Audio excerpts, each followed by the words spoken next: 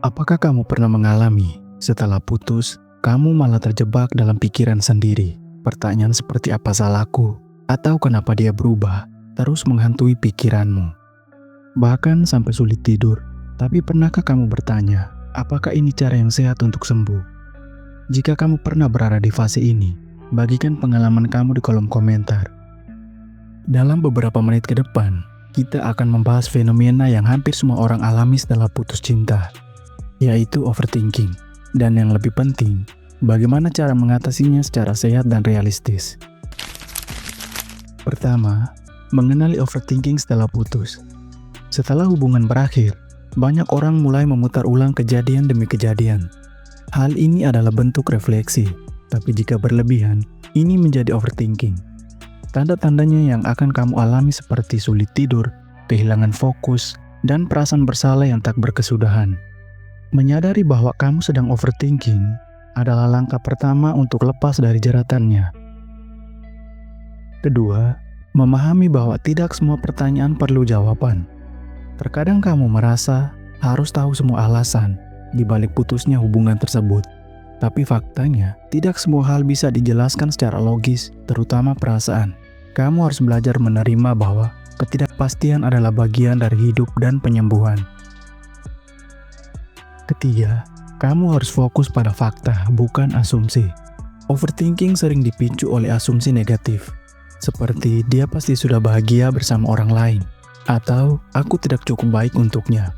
Tantang asumsi itu, ganti dengan pertanyaan berbasis fakta. Apa yang sebenarnya aku ketahui, dan apa yang hanya aku bayangkan? Membedakan dua hal ini akan membantu kamu untuk berdamai dengan keadaan, agar kamu bisa move on dari masa lalu kamu.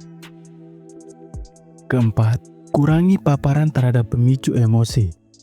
Stalking media sosial mantan, mendengarkan lagu kenangan, atau membuka chat lama, semua itu memperpanjang luka. Beri jarak pada hal-hal yang memicu emosi. Detox digital bisa sangat membantu di fase awal. Kelima, alihkan energi ke aktivitas yang produktif dan bermakna. Pikiran kamu perlu ruang dan arah baru. Jangan biarkan ruang itu diisi oleh kenangan terus-menerus. Cari kegiatan yang membantu fokus kamu. Misalnya berolahraga, membaca buku, belajar skill baru, atau bahkan ikut komunitas yang positif. Keenam, berani minta bantuan jika dibutuhkan. Terkadang kamu merasa harus sembuh sendirian, padahal proses move on tidak harus dilalui tanpa dukungan. Jangan ragu untuk berbicara dengan psikolog, konselor, atau orang terdekat yang bisa memberi sudut pandang objektif dan sehat. Overthinking setelah putus adalah hal yang wajar, tapi jika dibiarkan, bisa merusak proses penyembuhan kamu. Semakin cepat kamu menyadarinya dan mengambil langkah yang sehat, semakin besar peluang kamu untuk benar-benar pulih dan berkembang. Kalau kamu merasa video ini memberikan insight baru, jangan lupa subscribe dan share ke teman kamu yang mungkin sedang membutuhkan solusi dari video ini, agar makin banyak orang yang terbantu.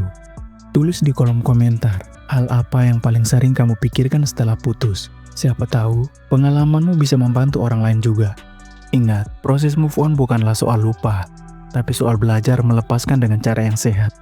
Sampai jumpa di video selanjutnya. Tetap semangat.